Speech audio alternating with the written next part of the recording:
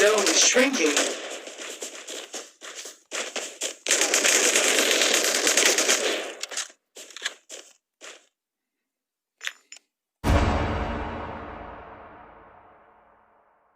Hey guys, it's Sprout here, back with Amiga Legends. Now, on Sunday night / Monday morning, there's going to be a 3-hour maintenance as they do a massive update.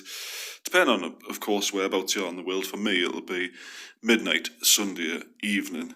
And they're adding loads of new features. But before I get into it, please do subscribe to the channel. I'm trying to get to 1,000. It would mean so much if you could do that. And please do like the video. There's going to be no gameplay in this video, unfortunately. I'm only going to go through all the different patch notes, the updates and stuff, all the fixes and improvements. If you want to read them for yourself, I will leave a link to the post in the description. But of course, they did post on their social media, so it will be easy to find. I just thought I would go through a couple of them. Haven't played the game all this time, and I know kind of what they're doing with it. So, without further ado, let's get into it. So, new features getting added to the game. They're finally adding gyroscope. Now, if you're not familiar with what gyroscope is, basically it allows you to aim tilting your phone. They have it on most of our games. PUBG's got it, Call of Duty Mobile's got it, etc, etc. It adds that little bit of finesse, fine-tuning to your aim, and especially with sniper rifles. I love gyroscope. I can't believe they've added it. I'm so excited to use it. Now, next thing, they've added monolingual chat. I'm not entirely sure what this means, so if someone would like to let us know in the comments, I would be very appreciative. But if, as far as my friend has told us, it's something to do with the language in which the game chat is, so I think it means it's all in the same sort of, say, English lettering or something like that, or auto-translate. I'm not entirely sure, but we'll find out when they do update it. Now, this next one doesn't really affect me, because obviously I play on Android, but the operating mode added for iPhone 3D touch support. If you're an iPhone player, you'll know what that means. I'm not entirely sure. They've added 5 style options and settings. I'm assuming that's to do with the graphics, like they must have like a classic and a movie, and it might be the graphics sort of like, I don't know, the visualization of the actual game itself, the colouring or whatever. I'm not really sure. I don't think it's going to be sort of, you can change your clothes to more punk rock or formal wear or something. I don't think it's anything to do with that, since it's in settings as opposed to the actual characters themselves. Now, they've added skill descriptions to the battle page. This is a bit better, because obviously you go on your character and like, you got this and stuff, but it means like when you're in the main menu, you start the game and you can see what to do as you click the character. It's mainly for new players, I think, as opposed to the more veteran players that know what each character does. They're given with ranking, progress and deathmatch. Now, you know, if you play deathmatch now, which is the special mode right there, when you play a deathmatch at the moment, you just see what position you're in.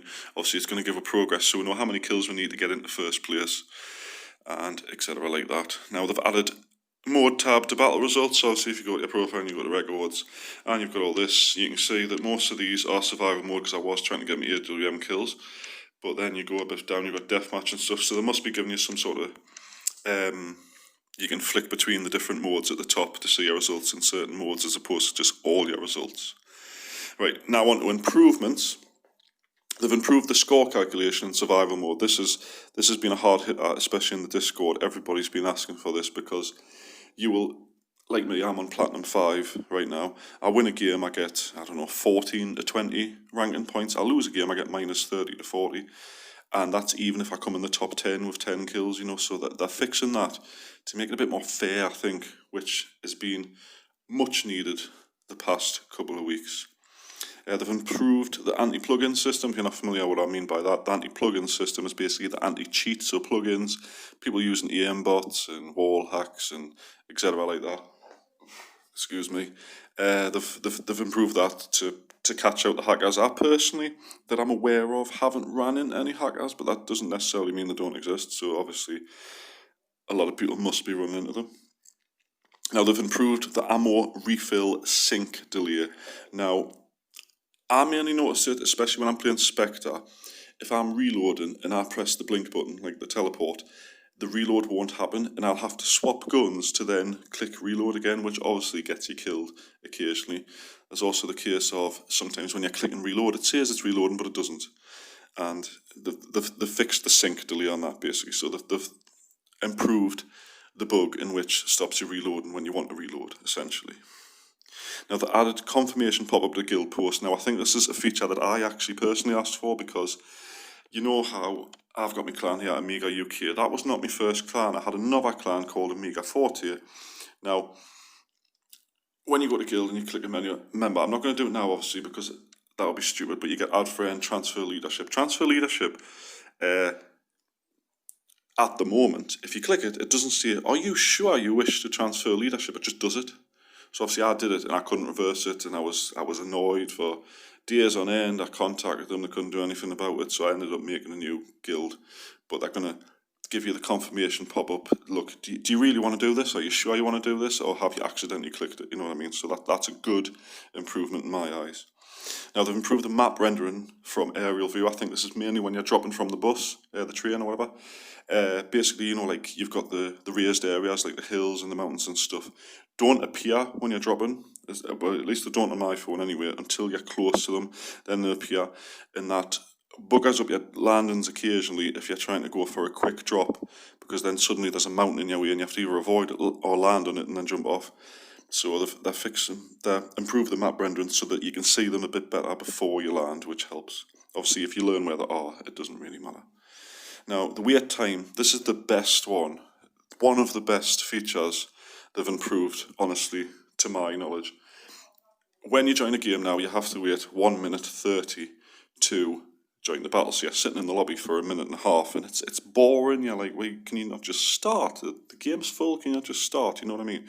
They're reducing that to 30 seconds. Now, 30 seconds is a massive improvement for that, because now it's not going to make you impatient and annoyed and stuff when you're waiting for the game to start. And lastly, they've lowered the scoring requirements for post-match grading. Now, if you're familiar with the Battle Pass, if you've got the Battle Pass, that is, I'm not sure what week it was on. That one there. Get a score of SSS in 10 survival mode matches. Now, I skipped that with the tokens. I was like, there's no way I can do that, because I swear to God, been playing this a couple of weeks now, I have had SSS twice. It's ridiculous. So they've improved the requirements by lowering the scoring requirements to get higher grades. So if you are stuck on that mission after Monday, it's going to become a hell of a lot easier to achieve it, unless you're like me and you skip it with the tokens. And let's just go through a couple of fixes. A lot of these I'm not really familiar with. For instance, fixed pink background display issue. I've never had a pink background. I think it's more on the lower spec phones. Obviously, I've got a Black Shark 2. It's quite a high-spec gaming phone. I don't really see this issue, but for use playing on lower-spec phones, it will be a great help to you, I'd imagine. They've fixed loading screen freezes. I've never had a loading screen freeze that I'm aware of. It might have froze a couple of times, I don't know. But there's another thing, I think it might be on the lower-end devices. The fixed mission collision area for some walls. Now, basically, I've seen a lot of screenshots on the Discord and the bug chat specifically, when people get stuck in walls or they get stuck in boxes and stuff. It's never happened to me. I've been stuck falling down a wall really slowly and unable to move until I hit the bottom. And I think that's what they're fixing, to stop people getting stuck. Essentially, some people have been stuck so much they can't move at all, and some people like me, you're stuck for 30 seconds to a minute while you slowly slide down it, no matter how much you jump or try and run away. They fixed the nearby friends. Now, if you go to friends, obviously here, and you go to nearby friends, I've got no nearby friends because I don't have GPS location on, but still they fixed that for people who do use it. I think it's mainly for the more populated countries who, for instance, today is the Brazil server at the moment, so obviously there'll be more people in South America playing, so I think it's mainly for them. It's not really for me as such. They've fixed the skill icon disabled bugs. Basically, when someone throws a silencing grenade at you, or Iron Fist uses his skill that silences you, not Iron Fist, Sergeant Jericho, sorry, the skill would actually disappear from your HUD. I've never had that happen to me personally, but it does happen apparently, and now it's been fixed. Floating landmine bugs being fixed. I've never seen a floating landmine, but it must happen if it's been fixed. Misfiring when shooting from behind walls. It's basically, you get behind a wall and you get the little cross saying you can't shoot from here, but then it misfires anyway and you waste bullets or give your position away. They fixed that. Character stretching when landing. I'm not really sure I've experienced this one. I don't know if they like stop still and raise their arms in the air in a stretch, or they actually literally stretch, some sort of graphical bug or something, but anyway, they fixed that. Movement when thrown is being fixed, so you're throwing a grenade and it makes you walk forward, come out your cover or whatever. That's so friggin' annoying, you've got no idea, but they fixed that. Missing airdrop beacon lighting effect has been fixed. I'm assuming it means the beam of light from the sky, sometimes it doesn't appear, which I've noticed. Like there's an airdrop on the map and you know you're heading towards it, but you can't see the blue light. And you're like, well, is it actually there, or is it slightly to the left, slightly to the right? I've marked the map, but I'm not entirely sure where it is. You know what I mean? They fixed that. Getting stuck inside airdrops. Now, I don't know about you, but when I'm called down an airdrop, I don't stand directly underneath it. I stand near it. So some people have been standing underneath it and getting stuck inside the airdrop for the rest of the game. So they fixed that, so you can't get stuck in them. I'm assuming it must automatically pop you out of them now. So that's been fixed. When you go to revive someone, your camera locks in place. They fixed that, so you can actually move your camera when you're locked. Obviously, you can do it with the eye. The eye button lets you move it. But now they've fixed it so that you can look around when you're reviving.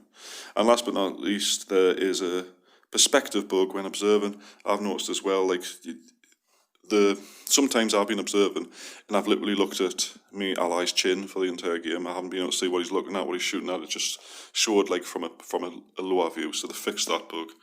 So anyway, I'll leave all of these patch notes, all these update information in the link in the description. It leads you to Facebook, so if you haven't got a Facebook account, you might need to make one to view it. But please do subscribe to the channel and do like the video if you enjoyed. I do daily videos now. I do gameplay tips, this sort of thing, you know what I mean? Worth a subscribe, in my opinion. So thanks for watching, and I will see you in the next video tomorrow. Bye bye.